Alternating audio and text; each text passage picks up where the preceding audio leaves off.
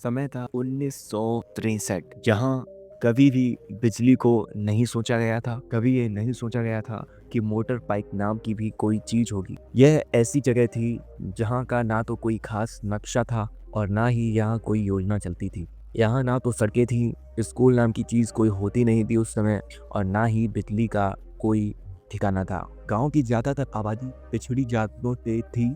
लोग खेत में मजदूरों के तौर पर दिहाड़ी और अपना पेट पालने के लिए वे कुछ भी करने को तैयार थे। लेकिन इस गांव की सबसे बड़ी समस्या थी पानी, क्योंकि ये गांव एक नदी के किनारे था नहीं।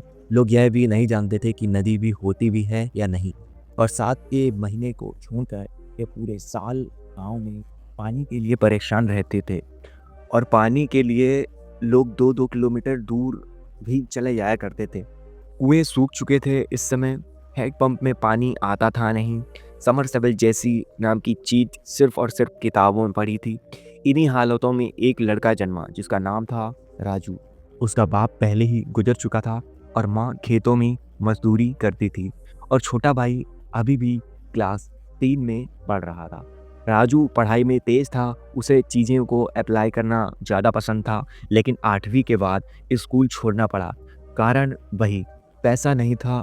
लेकिन उसका सपना था अलग करने का। उसमें सपना था कुछ अलग और नया करने का, कुछ ऐसा जिससे लोग उसे सिर्फ उसकी जाति से नहीं, उसकी सोच से पहचाने।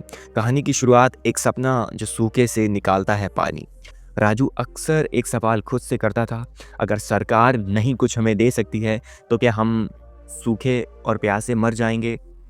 गांव के पास एक पुराना कुआं था, कभी बहुत गहरा और पानी बहुत गंदा, और कभी कभी नहीं भी आता था। लेकिन वो भी अब टूट चुका था। एक दिन गांव में एक एनजीओ आया। उन्होंने गांव में प्रोजेक्शन दिया कि सोलर पावर नाम की कोई चीज़ हो सकती है जिसे सिर्फ और सिर्फ अमेरिका के साइंटिस्ट बना सकते हैं। उस लड़के ने कुछ इसी नाम की एक सिर्फ और सिर्फ किताब में ये सपने को पढ़ा था। उस किताब में उस मोटर पाइप, उस समरसेबल को बनाने का पूरा प्रोसेस दिया गया था। उस लड़के ने सोचा कि ये किताब में लिखा है तो ये सच भी हो सकता है, और उसने इस काम को शुरू कर दिया। शुरू में उसकी माँ ने उसे बहुत डांटा और मारा भी। गांव के लोग उसे पागल बोलते थे। धीरे धीरे उसने समझ लिया कि सोलर पैनल से बैटरी चार्ज हो सकती है और फिर बैटरी से मोटर चल भी सकती है। अब सवाल था पाइप और पानी का स्रोत। कुएं में थोड़ी बहुत नमी थी। उसने वहां खुदाई शुरू कर दी और गांव के बच्चे भी उसका साथ देने लगे। 1 महीने बाद उन्होंने कुआं थोड़ा और गहरा किया। अब बारी आ गई है पंप को फिटिंग करने की। जुगाड़ तकनीक से क्रांति की ओर बढ़ रहा है अब राजू। राजू ने लोहे के एक पुराने पंखे के मोटर को रिवाइंड करके डीसी मोटर से जोड़ा। फिर गांव के टूटे पाइपों को जोड़कर एक लाइन बनाई जो कुएं से एक खुले टैंक की तरफ जाती थी।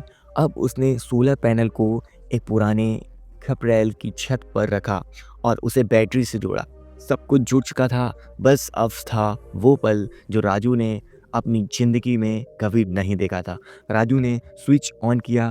पहली बार कुछ नहीं हुआ, दूसरी बार थोड़ा सा वाइब्रेशन टाइप की चीज हुई, और तीसरी बार में पानी निकलने लगा। पूरा गांव दौड़ पड़ा, एक चमत्कार के रूप में उसे देखने लगा। जो लोग उससे पागल बोलते थे अब उसी कुएं के पास कतार में खड़े थे। बच्चे नहा रहे थे, महिलाएं हंस रही थीं, और बूढ़े लोग भी आंसू पोंछ रहे थे। जब गांव सूखा हो, पेट खाली हो और आंखों में सपने हों, तब आदमी कुछ भी कर जाने को तैयार होता है। बस हार नहीं माननी चाहिए। इस कहानी से हमें यह सीख मिलती है, गरीब और जाति कभी भी प्रतिभा की दीवार नहीं बन सकती है। सच्ची शिक्षा वो है जो समाधान निकाले, ना कि शिकायत। और अगर एक लड़का सूरज से पानी निकाल सकता है तो सोचो हम सब मिलकर क्या कर सकते हैं। कहानी काल्पनिक है लेकिन प्रेरणा सच्ची है। भारत के कई गांवों में ऐसे रिसर्चेस बच्चे करते रहते हैं।